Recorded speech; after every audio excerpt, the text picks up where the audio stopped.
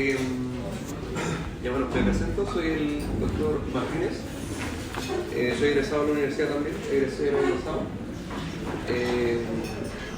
Estoy trabajando en el San Camilo, actualmente en la urgencia, y voy a ingresar a hacer médica de zona en el hospital de Puebla. La doctora Cabrera me pidió que hiciera esta clase, y la verdad yo no les voy a catequear ni les voy a contar cosas que no les sean útiles para la práctica médica, ¿ya? Fisiopatología y cosas fuera vamos a dejar de lado, ¿ya? Quiero que se enfoquen en la clínica y quiero que de cierta manera aprendan las cosas útiles y les van a servir a futuro, ¿ya? ¿Qué generación son ustedes? O sea, ¿cuándo ingresaron? 2023. Guático, ya. Duro, estoy viejo. Ya. Miren, a grandes rasgos, le acabo de decir que fisiopatología no lo voy a buscar mucho y no lo voy a preguntar en la prueba, ya no se preocupe. Pero vamos a hacer un repaso pequeñito que son de las fuerzas de Stalin. ¿Alguien se acuerda de eso o lo vieron en segundo? Sí, es como el gradiente de líquido según las presiones hidrostáticas y poliosmóticas o causadas por proteínas principalmente, ¿cierto? Entonces, la presión poliosmótica mantiene el agua dentro debido a que las proteínas atraen el agua, ¿cierto? Por otro lado, la presión de la misma agua contra el capilar hace que el agua salga, ¿ya?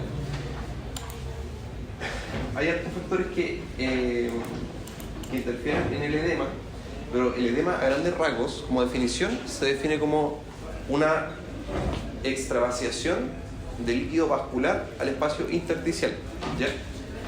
Eso es como concepto o como definición absoluta lo que es un edema, ¿ya? Y eso está dado por justamente la presión hidrostática. Si aumenta la presión hidrostática va a salir más cantidad de líquido, y la presión poliosmótica, si disminuye la presión poliosmótica, va a salir el líquido, ¿ya?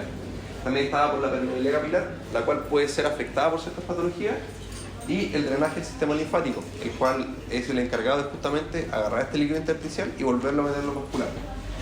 Y el factor hormonal tiene función en muy pocos casos, ¿sí? Especialmente el cerebro nefrítico podría tener un rol, pero lo más importante es cómo es. Esto no entra en la prueba, no se preocupen por eso, es algo que no tiene mucha relevancia.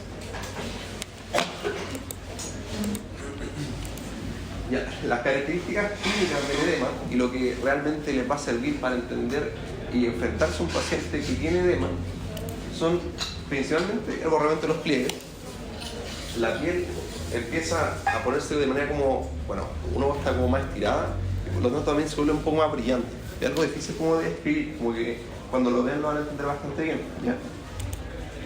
Y lo más importante y lo que casi define lo que es el edema es el signo de la fobia, lo cual lo van a haber escrito muchas veces y lo van a tener que escribir luego muchos, ustedes también, ¿ya?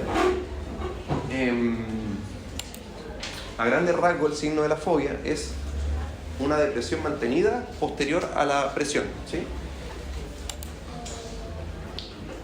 Esto es como un dato freak que si hay aumento o sea, si hay un signo de la fobia, hay aproximadamente un 10% de líquido de peso corporal aumentado en líquido, ¿ya? Y que puede ser, o sea, en la línea 4 litros no son 10%, sino que son 40 kilos, pero ya aproximadamente es como eso. Eso tampoco es importante, ¿ya? Lo importante es que aprendan lo que es el signo, que es justamente lo que aparece ahí, que es que al presionar principalmente la zona donde hay edema, se mantiene el signo de la fobia.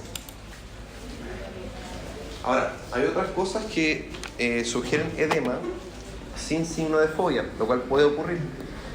Y eso es justamente que las personas sienten que, por ejemplo, los pies los zapatos le aprietan en la tarde, por ejemplo, o aumento de peso, o que le quedan los anillos apretados, o cualquier otra cosa que aumente el volumen corporal, y ustedes no vean fobia, puede ser un edema muy leve que está presentándose.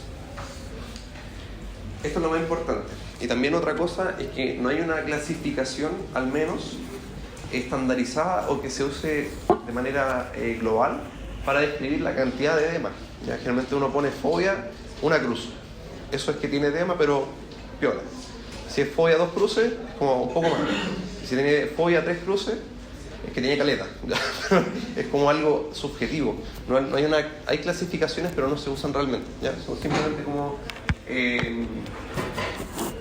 se describe o se clasifica la severidad según cruces. Y eso igual es como bien, ¿cómo decirlo? Para esta altura de la vida, y con toda la tecnología que avance, y no hayamos hecho una clasificación objetiva, igual es cuestionable, pero en el mundo médico es así al menos. Al menos como la práctica en Chile. Ustedes nunca van a ver como una clasificación de fobia o de signo de la fobia en alguna ficha clínica. ¿Ya? El edema también se puede clasificar, y esto es lo más importante, creo yo, a la hora de enfrentarte a un paciente con edema. ¿Ya? Primero, lo más importante es ver si es consistencia blanda o dura. Consistencia blanda o dura significa que la fobia se mantiene o no. Si no tiene fobia, pero hay aumento de volumen y todos los otros signos de edema, es un edema duro, ¿ya? Y si hay un edema que mantiene el signo de la fobia, como vemos ahí en la imagen, es un edema blando. La gran mayoría, inmensamente la gran mayoría, son edemas blandos. Yo creo que una vez en mi vida he visto un edema duro. Entonces la proporción es muy considerable a favor del edema blando. El origen también es importante, pero esto es una clasificación ya cuando ya tenemos más o menos un diagnóstico. Los inflamatorios, que pueden estar asociados a dolor, eritema, aumento de temperatura local, que están más orientados, ¿cierto?, a un signo infeccioso, a un signo por quemadura, etc. Los no inflamatorios, que no tienen signo de inflamación, y los que están clasificados por distribución, que esto también es súper importante. Y es también de las cosas más importantes que uno tiene que determinar a la hora de enfrentar a su paciente con edema. Si es localizado o generalizado, ¿ya?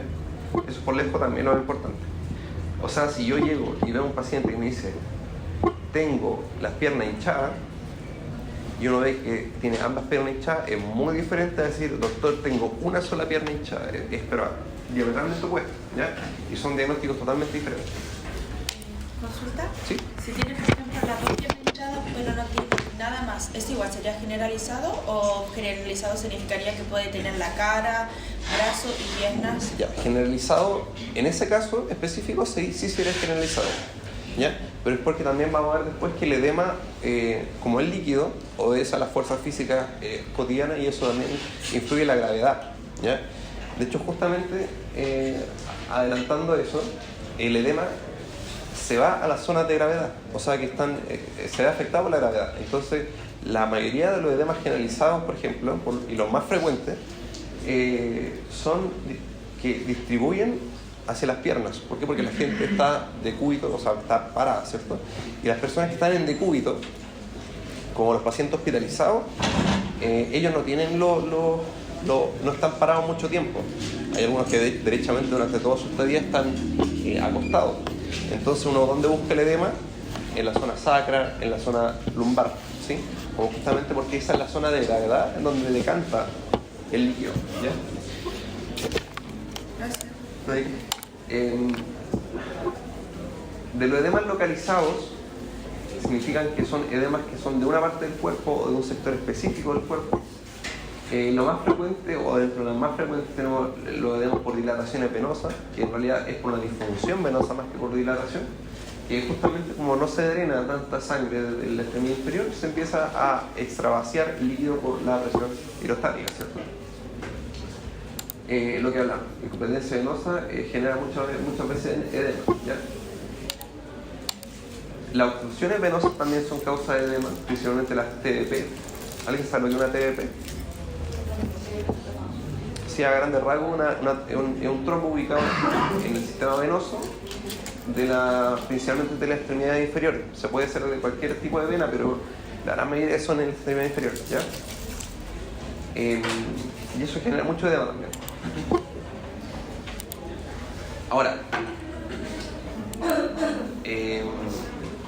hay otro edema, por ejemplo, que puse acá, que igual es característico, que es muy raro de ver, pero es una emergencia, que es un edema en esclavina, ¿ya?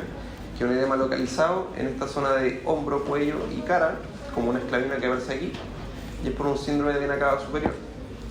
son pacientes que generalmente tienen un linfoma y este linfoma o cualquier lesión cancerígena tumoral les presiona la vena cava superior y por tanto hay un aumento de la presión hidrostática en esa zona y por lo tanto empiezan a hacer un edema en esta, como parece, en esta forma, ¿cierto? Como el esclavín. Es como un dato freak, tampoco se lo voy a preguntar. Clínica importante de la TDP, ¿ya? Eso igual es pregunta de prueba. ¿Qué implica el edema de la TDP? ¿Ya? Aumento de volumen, el edema como tal, el dolor, el empastamiento muscular, la dilatación venosa, etc. Esas son cosas importantes, ¿ya? Entonces en la prueba, por ejemplo, si yo les pongo las preguntas que yo quiero hacer al menos son casos clínicos muy clásicos de los edemas que son los más importantes. Dentro de ellos está la TDP, ¿ya? Tienen que saber los signos clínicos de la TDP y no van a hacer preguntas difíciles, solo quiero que identifiquen de inmediato cómo se ve una TDP, ¿ya? Ahora, en la TDP, por ejemplo, hay aumento de volumen, hay signos FOMAS positivos, hay empastamiento muscular, hay eritema muchas veces, entonces también se puede confundir mucho con la celulitis, por ejemplo, una infección del tejido subcutáneo. Entonces quiero que sepan como a grandes rasgos las diferencias y las similitudes, ¿ya? Porque eso va a entrar en la prueba como tal. Ya, el edema localizado mediado por inflamación, como hablamos, también en el caso de la celulitis, es muy parecido a la TDP, pero puede ser por cualquier cosa que dé inflamación en realidad. Y eso puede ser cualquier causa bacteriana o por daño, ¿cierto? Puede ser quemaduras, pueden ser traumas, pueden ser fracturas, ¿sí? Puede ser cualquier cosa que cause inflamación. Se aumenta, o sea, se caracteriza por eritema, calor, aumento de la permeabilidad capilar que genera el edema finalmente, ¿ya? Aquí no hay ninguno de estos, ¿ya? No se confundan. Esto es una foto de una obstrucción linfática. Esto es una paciente que se hizo una disección axilar por un cáncer de mama y justamente al retirar los ganglios linfáticos, disminuir el drenaje de la linfa y del tejido del líquido intersticial y genera finalmente un edema asociado a una disección axilar. También es característico ese edema de personas que tienen cirugía de cáncer de mama, ¿sí? Simplemente con vaciamiento axilar. La gracia de esto es que muchas veces es un linfedema que es un edema duro, ¿ya? Este es un ejemplo de edema duro. Otro edema importante que creo que también puede salir en la prueba es justamente el angioedema o edema de King, el cual es un edema más bien generalizado de todo el cuerpo, pero que principalmente compromete boca y vía aérea, ¿ya? Que es característico de labios bien hinchados, lengua hinchada también, y cuando compromete la glotis, compromete la vía aérea también y el paciente se puede incluso hasta morir. Esto es clásico, o sea, si uno piensa en angioedema, uno piensa al tiro en una anafilaxia, ¿cierto? ¿En qué otros casos se puede ver un edema así, un angioedema de esta zona?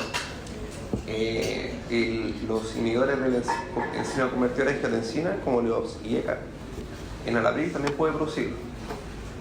Es mucho menos rápido la instauración del cuadro y diferente a la anafilaxia, pero es una característica. La anafilaxia obviamente tiene otra historia, ¿ya?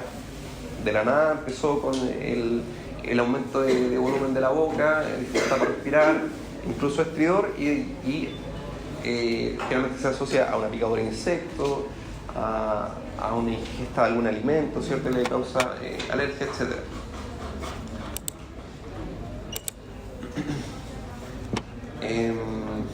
Como les decía, instauración rápida, ¿ya? Ya, entonces, de los edemas generalizados, lo más importante es, de los edemas generalizados deben ser los más importantes porque son, uno, los que tienen más compromiso vital o de la salud del paciente, y por otro lado, son los que más van a ver, ¿ya? El edema generalizado de todo el cuerpo de manera severa se llama o se denomina anasarca. Es un concepto que igual tienen que manejar. Dentro de los edemas generalizados se dice o se estipula que básicamente son por las insuficiencias, ¿ya? Por insuficiencia cardíaca, por insuficiencia hepática, por insuficiencia renal. Son característicos de la insuficiencia. O sea, de que esos órganos no están funcionando bien, ¿ya? El edema renal, de hecho me pidieron hacer una clase de enfermedad renal crónica. La verdad, la enfermedad renal crónica es muy pobre en semiología. Es muy pobre en semiología. Hay personas que son normales y tienen enfermedad renal crónica. Entonces, por eso como que no la hice como tal, sino que la agregué acá. O sea, es parte del edema como tal, pero es muy poco característica de algo. La enfermedad renal crónica no tiene una semiología muy llamativa. Entonces voy a hablar con la doctora Cabrera como para ver si de verdad quiere que hagamos esa clase o qué. Pero la verdad es muy poco rica semiológicamente.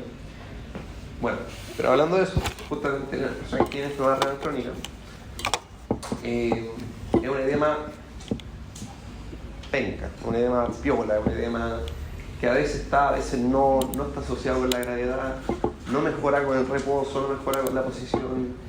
Y lo más importante es que está asociado más bien a exámenes de laboratorio alterados, ¿sí? O sea, hay proteinuria, hay aumento de la creatinina, hay hipoalbuminemia, etc. Pero más que una alteración clínica semiológica, no hay mucha. Hay gente que ni siquiera tiene edema, de hecho. El edema cardíaco es por lejos el que más van a ver luego a futuro, y justamente es probablemente, no, de hecho es la primera causa de hospitalización, la insuficiencia cardíaca. Entonces algo que van a ver mucho, el cual es un edema muy intenso que justamente sigue la gravedad, puede afectar primero a las extremidades inferiores, pero puede llegar incluso a genital, a escroto, a pared abdominal, incluso a pared torácica. Y ustedes pueden ver incluso fobia en la pared abdominal, o sea, le pueden meter el dedo y les queda más claro el dedo, o con el estetoscopio se lo ponen y les queda más claro el estetoscopio. Y es justamente porque el corazón no es capaz, principalmente la falla cardíaca derecha, empieza a acumular sangre de manera retrógrada al no ser suficiente, al tener una insuficiencia. Entonces, de cierta manera, aumenta la presión hidrostática en el sistema venoso sistémico, ¿cierto? En el venas cava, ¿ya? Y por lo tanto, genera un edema generalizado. Hay edema de extremidades inferiores, hay ascitis, hay reflujo hepatoyugular, hay aumento de la extensión yugular debido a este aumento de presión en la venas cava. La gracia es que disminuye con el reposo nocturno. ¿Cómo?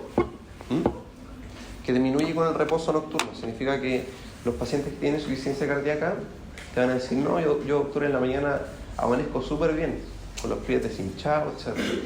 Y ya al final del día tengo los pies así.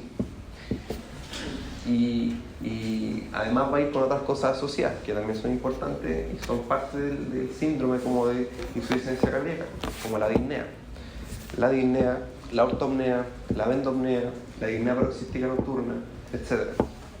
Son signos que igual son importantes y también van a ir asociados a una pregunta de prueba, por ejemplo, que van a nombrar ese tipo de cosas. Ustedes tienen que identificar dónde se le debe, ¿ya?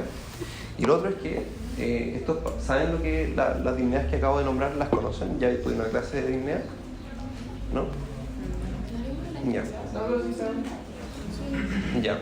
A grandes rasgos, la disnea es la falta de aire, ¿sí? Sensación subjetiva, es un síntoma. La disnea paroxística nocturna es que el paciente se despierta en la noche por falta de aire, a grandes rasgos. La vendopnea es que el paciente al agacharse a recoger algo o atarse los zapatos le falta el aire. Y la ortopnea es la incapacidad o la falta de aire, mejor dicho, a la hora de recostarse en decúbito supino, ¿sí? Esos son síntomas que acompañan a justamente el edema cardíaco, producido por insuficiencia cardíaca. ¿Qué otra cosa? como hablamos antes, la distensión yugular, ¿cierto? Como hay un aumento de la presión, o sea, hay de cierta manera una vaciación pobre del drenaje venoso, justamente de la cámara derecha, aumenta la distensión de las venas, principalmente vena cava superior e inferior, y eso genera el edema y genera, por ejemplo, distensión de las venas yugulares.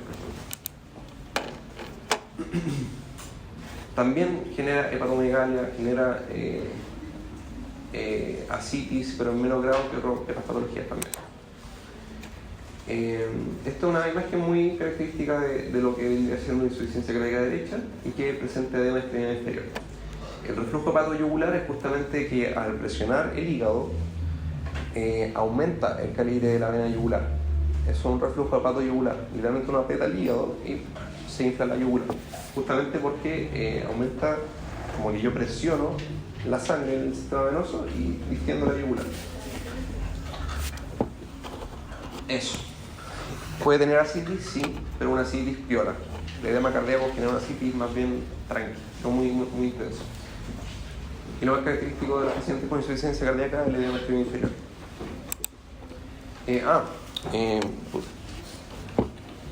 Eso es una anasarca, a grandes rasgos. Es un edema tan generalizado y en teoría severo que incluso ya comprometer al ojo, llegan como pacientes como chinos. Bueno, este casualmente es chino, pero es casualidad. Pero también suelen llegar como chinos, aunque no son chinos. Vamos a explicar. El edema cirrótico es otro edema también que es característico, que no es tan importante en extremidades inferiores, no es tan masivo como el cardíaco, pero sí se caracteriza por tener, además del edema, la ascitis y los otros signos de daño hepático crónico. Justamente, ¿tuvieron la clase de daño hepático crónico? Sí. Ya, a grandes rasgos, distensión venosa, ¿cierto? Circulación colateral, la ascitis, la palma hepática, la ictericia en caso grave, todas esas cosas, ¿ya? Eso es como lo más importante. Asociar, como les digo, esto es mucho de... El edema es un signo, entonces es transversal a muchas cosas, ¿ya? Lo más importante es ver el contexto, es ver las características clínicas de otras cosas que tenga, de otros signos, y también los síntomas que sienta y los antecedentes también son importantes. O sea, si llega el paciente con así una guata, me dice que toma 4 litros de cerveza diario durante 40 años y llega con circulación colateral, es obvio que es por daño hepático crónico, por ejemplo. ¿Ya? Es algo como que tiene que ir acompañado de algún signo o de un contexto, mejor dicho. Como dijimos, el edema cirrótico es bien piñufla para la extremidad inferior, pero se caracteriza por un edema del contenido intraabdominal, ¿cierto? Que es la ascitis, que como ya me imagino que ya saben lo que es la ascitis porque viene un daño hepático crónico. Además, como aumenta la resistencia capilar en el hígado, genera un aumento de la presión venosa del sistema porta y por lo tanto hay aumento del tamaño del hígado, hay aumento del tamaño del vaso y hay aumento del líquido intraperitoneal. Eso es como lo caracteriza.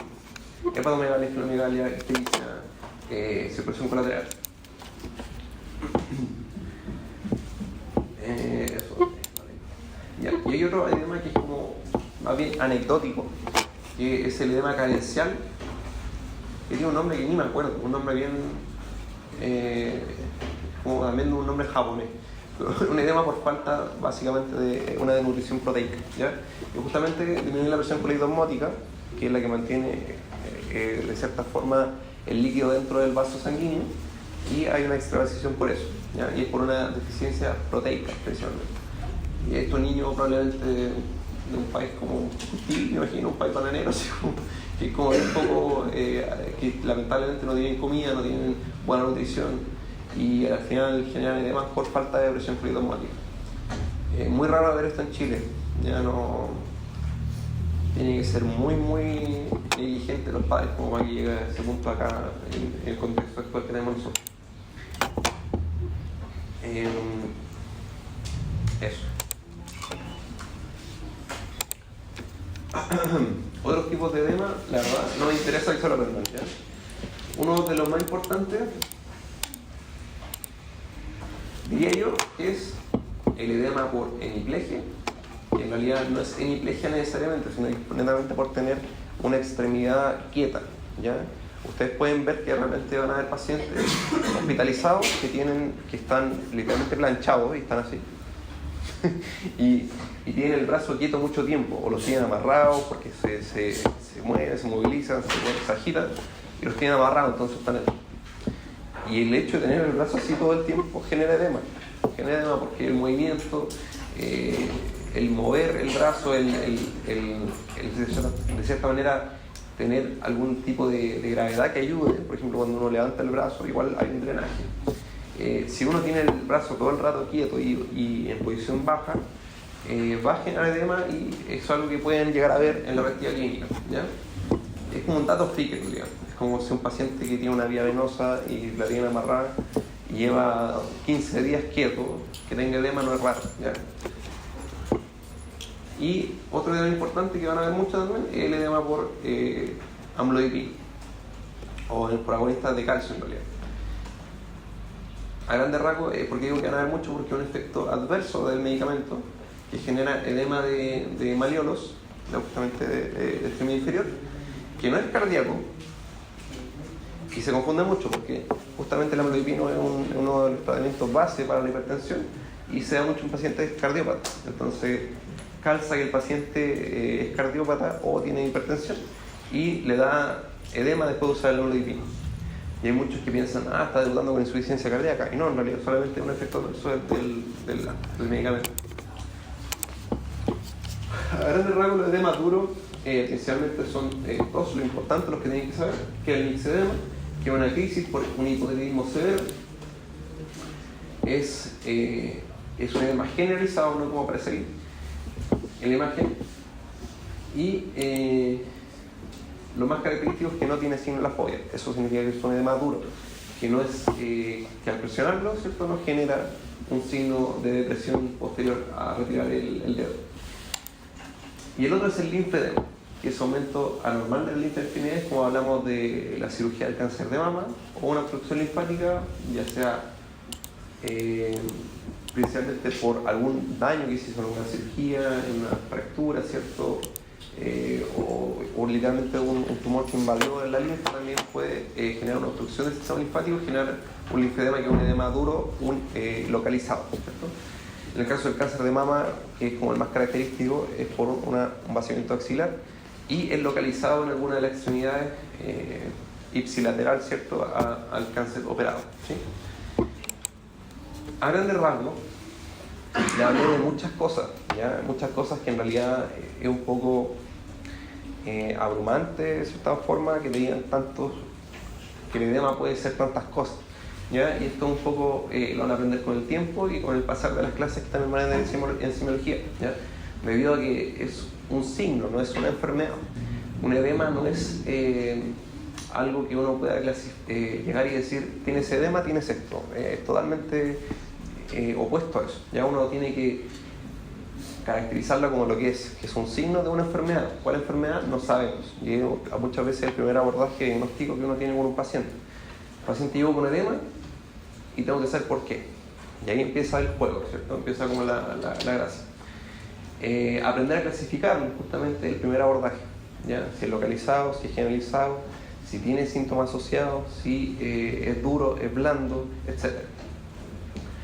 Y aún así, después de clasificarlo, uno tiene que tener el pensamiento clínico, tiene que tener otros signos, tiene que tener otros síntomas, tiene que tener los antecedentes, tiene que tener exámenes para determinar la etiología, ¿ya? Y lo que me importa es que se aprendan las clínicas asociadas o la clínica básica de estos que aparecen aquí, de TBP, insuficiencia cardíaca, daño hepático crónico, enfermedad renal crónica, que vimos que es bien piñufla, pero tiene otros signos como relevantes, que son pocos. De hecho, este casi no creo que lo pregunto. Síndrome nefrítico, síndrome nefrótico, que eso sí es importante, que son edemas de causa renal. La celulitis, la linfedema, el linfedema y el edema por amlodipina, que también no tiene mucha gracia, pero por la cantidad de frecuencia es importante. Eso, a grandes rasgos. La bibliografía me quedó bien penca, pero es básicamente el coche. Todas las figuras. Es sobre el edema, que por qué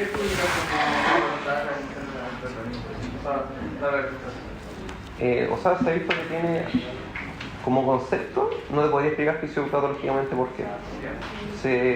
No lo he estudiado a fondo. Tampoco una patología que veamos mucho, como digo, yo he escuchado de un solo edema carencial en mi vida, nunca lo he visto.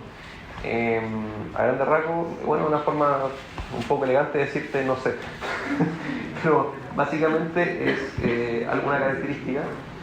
Pero lo más importante del edema carencial es que sepan que generalmente se da en niños de países pobres que tienen una asociada, ¿cierto?, una gran vulnerabilidad, falta nutricional, etc.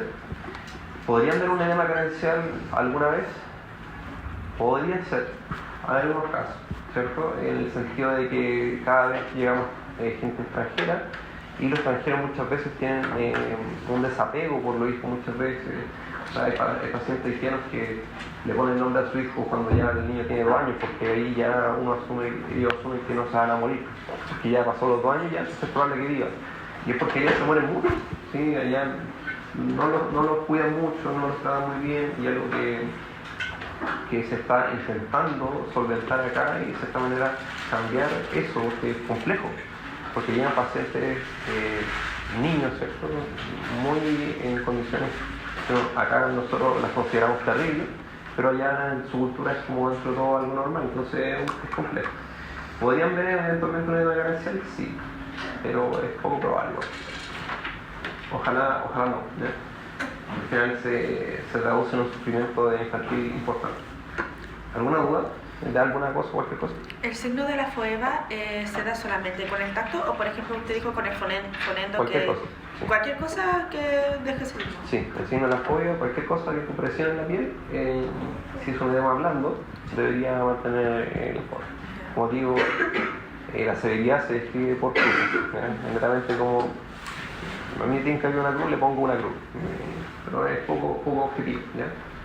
¿Ya había una voz? ¿El linfedema como tal no se considera como una enfermedad así como ya ese paciente tiene linfedema? O sea, como digo, el linfedema también es un signo, es un edema duro asociado a una causa que lo causó, ¿ya? ¿Puede ser como signo que es como causa idiopática? Si una persona tiene... Mira, existen también las causas idiopáticas de eso, sí, pero también extraño. Generalmente no. El sistema linfático es muy difícil de estudiar porque, de hecho, ni siquiera en los cadáveres se puede estudiar bien, porque desaparece. De hecho, antes no se sabía que existía el sistema linfático. Como cuando el paciente se muere y lo diseccionan, ya como que no está, porque es muy complejo. Puede ser idiopático, pero la mayoría son por causas secundarias. Yo les puse el ejemplo de la disección axilar secundaria a un cáncer de mama porque es más frecuente. El típico paciente que llega y dice: no, esto no lo puedo tomar la presión aquí, y se me hincha la mano. Y después te das cuenta, o le preguntáis un poco más y dice: no, tuve un cáncer de mama, me sacaron no sé qué cuestión, que me van a sacar ya cada una infección. Que es justamente sacar todos los granos linfáticos de la axila, ¿cierto? Que son de 16.000 el cáncer. ¿Hay algo para uno? ¿No? Lo importante, como les digo, esos síndromes, ¿ya? Son los que podría preguntar. Las características de cada uno. Y no van a ser preguntas difíciles, ¿no? Solamente van a ser como muy orientativas, muy obvias respecto a qué tiene. Pero por la importancia, creo que se lo sepan así al rey y al derecho, porque son muy frecuentes, lo que más van a ver, ¿sí? ¿Alguna otra duda? ¿No? Estaríamos listos entonces, son libres.